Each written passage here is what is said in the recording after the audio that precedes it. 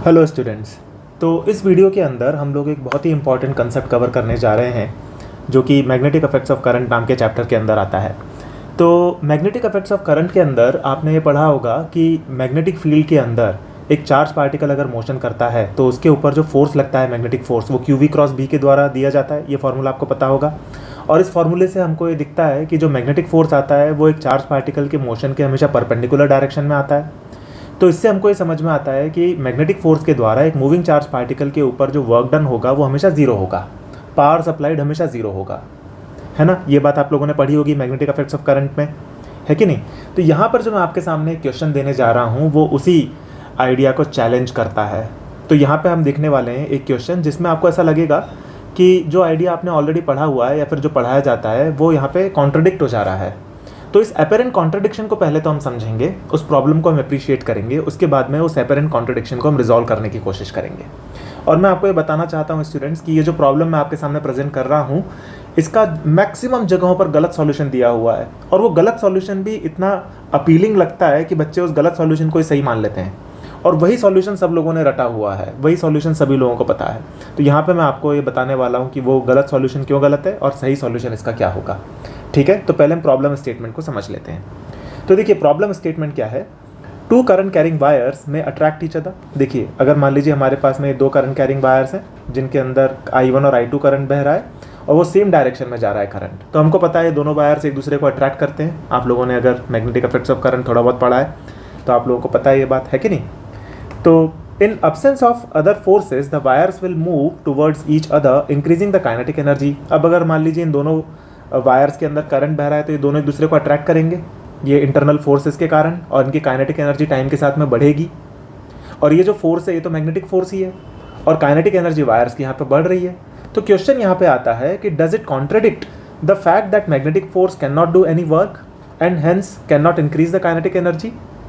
तो देखो क्वेश्चन क्या है, इस क्वेश्चन को हम लोग समझते हैं पहले। क्वेश्चन ये है कि मान लीजिए दो वायर्स हमको दिए हुए हैं जिनमें I1 और I2 करंट बह रहा है, तो इनके बीच में कुछ मैग्नेटिक फोर्स आएगा जो कि इन दोनों को वायर्स को अट्रैक्ट करेगा।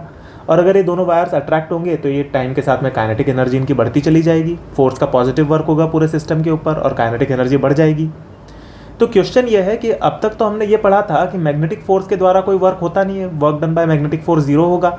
और यहाँ पे हमको क्लियरली दिख रहा है कि work done by the magnetic force positive आ रहा है और काइनेटिक एनर्जी भी वायर्स की बढ़ जाएगी। तो जो हमने पहले पढ़ा था वो तो गलत प्रूव हो गया इस एग्जाम्पल के अंदर। तो यही क्वेश्चन है कि या तो हमने जो पहले पढ़ा था वो गलत है, या फिर अगर वो सही था तो ये जो एग्जाम्पल है ये उसका एक एक्सेप्शन है कि चलो हम यहाँ पे मान लेंगे कि हाँ कुछ केसेस होते हैं जहाँ पे वर्क डन हो भी जाता है मैग्नेटिक फोर्स के द्वारा, या तो हम ऐसा मान लें, या फिर हमारी अंडरस्टैंडिंग में कुछ कमी है जिसके कारण हमको ऐसा लग रहा है कि यहाँ पे मैग्नेटिक फोर्स ने कुछ वर्क कर दिया है। ठीक है, तो इसी चीज़ को मैंने बोला है मैग्नेटिक पैराडॉक्स। ठीक है, तो इस पैराडॉक्स को आपको रिजॉल्व करना है। तो यहाँ पर आप अपना इस क्वेश्चन को एक बार खुद से सॉल्व कीजिए, वीडियो को पॉज कीजिए, एक बार खुद से आप सॉल्व करने की कोशिश कीजिए क्वेश्चन को, और ये सोचिए कि इसमें हो क्या रहा है। ऐसा कैसे हो सकता है कि मैग्नेटिक फोर्स पॉजिटिव वर्क कर दे। ठीक है, तो या तो आप एग्री कर सकते हैं या डिसएग्री कर सकते हैं। अगर आप एग्री कर रहे हैं कि मैग्नेटिक फोर्स ने वर्क कर दिया है तो फिर क्वेश्चन ही नहीं कुछ बचता। और अगर आप डिसएग्री करते हैं कि मैग्नेटिक फोर्स जो है यहाँ पे ज़ीरो वर्क ही कर रहा होगा, तो फिर आपको समझाना पड़ेगा कि मैग्नेटिक फोर्स यहाँ पे ज़ीरो वर्क कैसे कर रहा है। ठीक है, तो इस प्रॉब्लम पे आप सोचिए और फिर हम इसका सॉल्यूशन देखते हैं नेक्स्ट स्लाइड्स पर। ठीक है, तो वीडियो को पॉज करके आप सोचिए। ठीक है स्टूडेंट्स, तो मैं होप कर रहा हूँ कि आपने वीडियो को पॉज करके इस क्वेश्चन के ऊपर सफिशिएंटली सोच लिया है। तो अब मैं आपको इसका सॉल्यूशन बता रहा हूँ, और मैं आपको बताना चाहता हूँ ये जो सॉल्यूशन मैं आपको बताने वाला हूँ ये मैंने तो कहीं पे भी नहीं देखा, मतलब ये अवेलेबल ही नहीं है, और मैक्सिमम जगहों पर इसका गलत सॉल्यूशन बताया जा रहा है। ठीक है, तो देखो इसका करेक्ट सॉल्यूशन क्या है। करेक्ट सॉल्यूशन ये है कि मान लीजिए ये I1 और I2 ये दो वायर्स हैं, है ना। अब हमको ये बात पता है कि अगर मान लीजिए इस तरीके से दो वायर से इनके अंदर I1 और I2 करंट बह रहा है, तो इसके ऊपर ये जो I1 वायर है, I1 वायर के कारण जो I2 वाला वायर है उसकी लोकेशन पर जो मैग्नेटिक फील्ड आएगी वो into the plane of the paper आएगी। उसको मैंने रिप्रेजेंट कर दिया है B1 से। ठीक है, तो अब अपन क्या करते हैं कि ये जो I2 वाला वायर है उसके ऊपर अपन एक प्लस Q चार्ज मान लेते हैं जिसके कारण I2 करंट फ्लो कर रहा है। जैसे आप लोग ये तो जानते ही हैं कि करंट जो फ्लो करता है वो इलेक्ट्रॉन्स के मोशन के कारण करता है। तो अगर अपन इलेक्ट्रॉन्स के मोशन के कारण करेंगे तो इलेक्ट्रॉन फिर नीचे के डायरेक्शन में जा रहा होगा क्योंकि करंट ऊपर जा रहा है।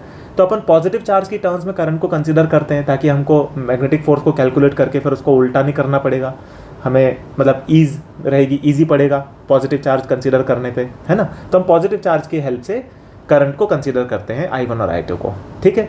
इससे कोई फर्क नहीं पड़ता, चाहे पॉजिटिव मानो चाहे नेगेटिव मानो, आंसर सेम ही आने वाला है। बस समझने में थोड़ी आसानी होती है अगर अपन पॉजिटिव चार्ज की हेल्प से करंट को समझते हैं तो यहाँ पे हमने एक प्लस क्यू चार्ज मान लिया, जो कि I2 जो करंट है वो करंट इस प्लस क्यू चार्ज जो कि इस वायर के अंदर होगा, दूसरे वाले वायर के अंदर वो बहुत सारे चार्जेस वहाँ पे चल रहे होंगे, उन चार्जेस के चलने के कारण ही I2 करंट आ रहा है। तो हमने एक फ्री चार्ज मान लिया I2 वाले वायर के अंदर, ठीक है। अब उसकी मान लेते हैं ड्रिफ्ट वेलोसिटी जो है वो V1 है। हमको पता है ड्रिफ्ट वेलोसिटी के कारण ही करंट आता है। तो ये जो सेकंड वाला वायर है I2 का वायर, उसके अंदर मान लेते हैं कि जो चार्ज पार्टिकल्स हैं उनकी ड्रिफ्ट वेलोसिटी है V1। तो इस ड्रिफ्ट वेलोसिटी V1 के कारण एक मैग्नेटिक फोर्स आएगा इस चार्ज पार्टिकल के ऊपर। वो किस डायरेक्शन में आएगा, तो आप निकाल सकते हो QV क्रॉस B से। वो फोर्स आएगा टुवर्ड्स द लेफ्ट, उसको मैंने नाम दे दिया है F1। मतलब V1 के कारण जो फोर्स है उसको मैंने नाम दे दिया F1, ठीक है। अब जब ये फोर्स आएगा तो इस फोर्स के कारण पूरे के पूरे वायर के ऊपर फोर्स लगेगा, क्योंकि I2 वाला जो वायर है उसके अंदर बहुत सारे चार्जेस होंगे, सभी के ऊपर लेफ्ट डायरेक्शन में फोर्स आएगा और उसके कारण पूरा का पूरा वायर लेफ्ट में चलना चालू कर देगा। तो उसके कारण जो उसके वायर के अंदर जो चार्ज पार्टिकल्स हैं वो भी लेफ्ट में चलना चालू कर देंगे। तो मान लेते हैं कि वायर के चलने के कारण जो इन चार्ज पार्टिकल्स के पास में वेलोसिटी आती है, instantaneous velocity at a particular time, let's say वो V2 है। तो अब अगर ये जो चार्ज पार्टिकल्स हैं इनके पास में ड्रिफ्ट वेलोसिटी तो थी ही अपवर्ड डायरेक्शन में, और अब लेफ्टवर्ड डायरेक्शन में एक V2 वेलोसिटी भी आ जाएगी जो कि वायर के चलने के कारण आ रही होगी। अब अगर ये एक और वेलोसिटी का कंपोनेंट आ गया है V2, तो उसके कारण मैग्नेटिक फोर्स, एक और कंपोनेंट ऑफ मैग्नेटिक फोर्स भी आ जाएगा, क्योंकि वायर 1 के कारण V1 मैग्नेटिक फील्ड तो अवेलेबल है ही into the plane of the paper. तो V2 के कारण जो मैग्नेटिक फोर्स आएगा वो आएगा QV क्रॉस B के हिसाब से डाउनवर्ड डायरेक्शन में, उसको हमने नाम दे दिया F2।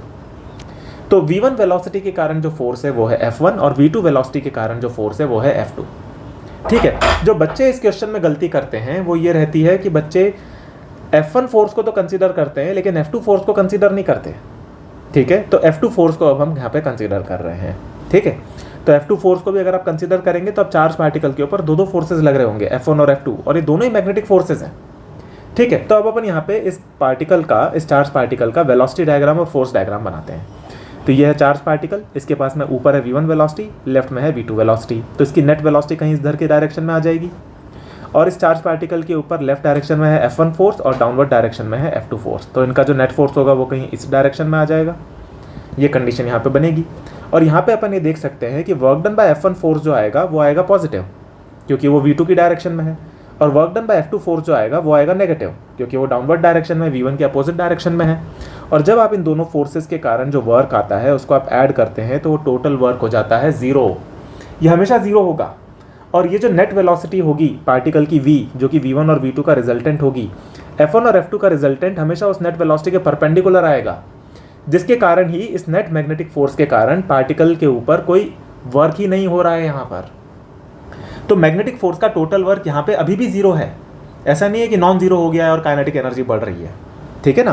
तो मैग्नेटिक फोर्स का वर्क डन यहाँ पे अभी भी 0 है। जो बच्चों को ऐसा लगता है कि मैग्नेटिक फोर्स ने पॉजिटिव वर्क कर दिया, वो ऐसा इसलिए लगता है बच्चों को क्योंकि बच्चे क्या कर रहे होते हैं, इसके अंदर केवल F1 का वर्क देख रहे होते हैं। F1 के कारण काइनेटिक एनर्जी लेफ्ट में वायर की बढ़ेगी।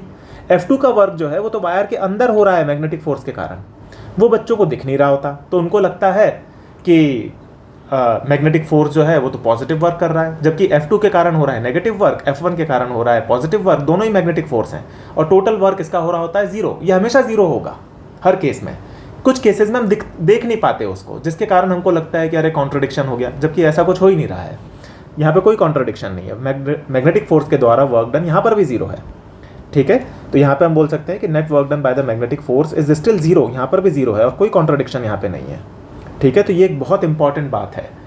तो ये तो हुआ प्रॉब्लम का एक्सप्लेनेशन। इसके अंदर अभी कुछ और डिटेल्स हैं जो कि मैं आपको बताना चाहता हूँ फॉर योर ग्रेटर अंडरस्टैंडिंग, जिससे आपकी अंडरस्टैंडिंग और नेक्स्ट लेवल पे चली जाएगी और डीप बनेगी आपकी अंडरस्टैंडिंग।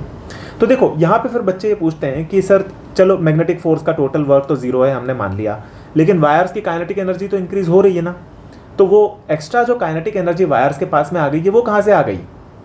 किसी न किसी फोर्स ने तो वर्क किया होगा।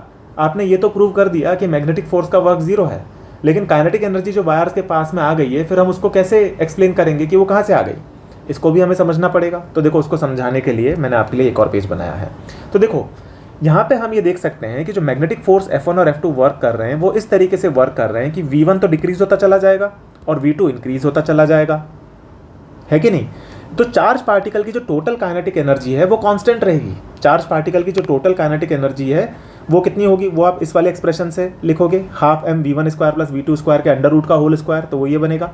इसमें v1 तो हो रहा होगा कम, v2 हो रहा होगा ज़्यादा, और ये दोनों इस तरीके से कम ज़्यादा होंगे कि टोटल काइनेटिक एनर्जी वायर की या चार्ज पार्टिकल की टोटल काइनेटिक एनर्जी कांस्टेंट बनी रहेगी, है कि नहीं। तो देखो यहाँ पे हम इस चीज़ को और डिटेल में समझते हैं। नेट फोर्स जो है मैग्नेटिक नेट फोर्स वो हमेशा नेट वेलोसिटी के परपेंडिकुलर होगा, इसीलिए उस नेट मैग्नेटिक फोर्स के द्वारा वर्क डन होगा 0। ये हुई एक बात। V1 जो होगा वो डिक्रीज करेगा F2 फोर्स के कारण, और V2 जो होगा वो इंक्रीज करेगा F1 फोर्स के कारण, ठीक है। The net kinetic energy of the charge particle will remain constant, क्योंकि V1 डिक्रीज करेगा और V2 इंक्रीज करेगा, और ये दोनों इस प्रोपोर्शन में इंक्रीज और डिक्रीज करेंगे कि total kinetic energy charge particle की कांस्टेंट बनी रहेगी, क्योंकि जो नेट वेलोसिटी है पार्टिकल की उसके हमेशा परपेंडिकुलर आएगा नेट फोर्स, ठीक है ना। तो इसके अंदर फिर काइनेटिक एनर्जी जो बढ़ेगी वायर की V2 जो वेलोसिटी वायर गेन करेगा, जिसके कारण काइनेटिक एनर्जी जो बढ़ेगी वो कहाँ से आ रही है, वो V1 के कम हो जाने के कारण आ रही है। मतलब चार्ज पार्टिकल के पास में जो ड्रिफ्ट वेलोसिटी थी वो टाइम के साथ में कम होती चली जाएगी, जैसे जैसे वायर एक दूसरे के पास में आएंगे। ड्रिफ्ट वेलोसिटी कम होगी तो करंट कम होता चला जाएगा और काइनेटिक एनर्जी वायर की बढ़ती चली जाएगी। इससे हमको क्या समझ में आता है कि current in the wire will decrease, the increment in kinetic energy of the wires will be at the cost of decrement in the currents in the wires. Wires के अंदर जो V1 कम होगा, V1 के कम होने के कारण V2 बढ़ रहा है, और जितना V1 कम होगा उतना V2 बढ़ जाएगा, ठीक है। जिसके कारण केवल एनर्जी का एक जगह से दूसरी जगह शिफ्टिंग हो रहा है, पर टोटल एनर्जी जो है चार्ज पार्टिकल्स की वो कांस्टेंट रह रही है। तो जैसे जैसे ये वायर एक दूसरे के पास में आएंगे तो इनके अंदर वायर्स के अंदर करंट कम होता चला जाएगा, जो चार्ज पार्टिकल्स है उनकी काइनेटिक एनर्जी कांस्टेंट बनी रहेगी। तो यहाँ पे मैग्नेटिक फोर्स क्या काम कर रहे हैं, मैग्नेटिक फोर्स केवल एनर्जी को एक लोकेशन से दूसरी लोकेशन में शिफ्ट करने का काम कर रहे हैं। मैग्नेटिक फोर्स ना तो सिस्टम के अंदर कोई एक्स्ट्रा एनर्जी ऐड कर रहे हैं, ना ही वो सिस्टम के अंदर से कुछ एनर्जी को निकाल रहे हैं। वो केवल ये काम कर रहे हैं कि वो एनर्जी को एक जगह से दूसरी जगह शिफ्ट कर देने का काम कर रहे हैं, यानी कि वो V1 से एनर्जी को निकाल करके V2 में डाल दे रहे हैं, कोई एक्स्ट्रा एनर्जी ऐड या सब्ट्रैक्ट नहीं कर रहे हैं। इसीलिए मैग्नेटिक फोर्स के द्वारा टोटल वर्क डन 0 है, ठीक है। Magnetic forces are only shifting the energy from one place to other, they are not adding और एक्सट्रैक्टिंग एनर्जी, ठीक है। अब मेरे ख्याल से आप लोगों को एक कंप्लीट इसमें क्लैरिटी मिल गई होगी। यहाँ पर ये जो चार्ज पार्टिकल्स है इनके ऊपर मैग्नेटिक फोर्स का वर्क डन अभी भी 0 है, और जो काइनेटिक एनर्जी वायर्स की बढ़ रही है वो उनके करंट के कम हो जाने की कॉस्ट पर बढ़ रही है। V1 कम हो रहा है, V2 बढ़ रहा है, ये हो रहा है यहाँ पर। तो कितनी कमाल की बात है। किसी ने भी आपको आज तक ये वाली बात नहीं बताई होगी कि जब ये वायर्स एक दूसरे के पास में आएंगे तो करंट कम होना चालू हो जाएगा, और करंट के कम होने की कॉस्ट पर ही काइनेटिक एनर्जी बढ़ रही है। तो टोटल एनर्जी जो है सिस्टम की वो कंजर्व्ड है, कोई एक्स्ट्रा एनर्जी नहीं आ गई है यहाँ पर, है ना।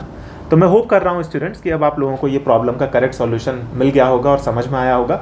इस क्वेश्चन का मैं आपको बता रहा हूँ स्टूडेंट्स, मैक्सिमम जगहों पर गलत सॉल्यूशन दिया हुआ है, और मुझे खुशी है कि अब आपको इसका परफेक्ट सॉल्यूशन मिल गया है, ठीक है स्टूडेंट्स। तो हम लोग मिलेंगे आने वाले वीडियोस के अंदर। तो इसी तरीके के अगर आपको और वीडियोस देखने हैं तो हमारी चैनल को और हमारे वीडियोस को लाइक और सब्सक्राइब करें, और हम लोग मिलेंगे फिर नेक्स्ट वीडियो में। Thank you, bye.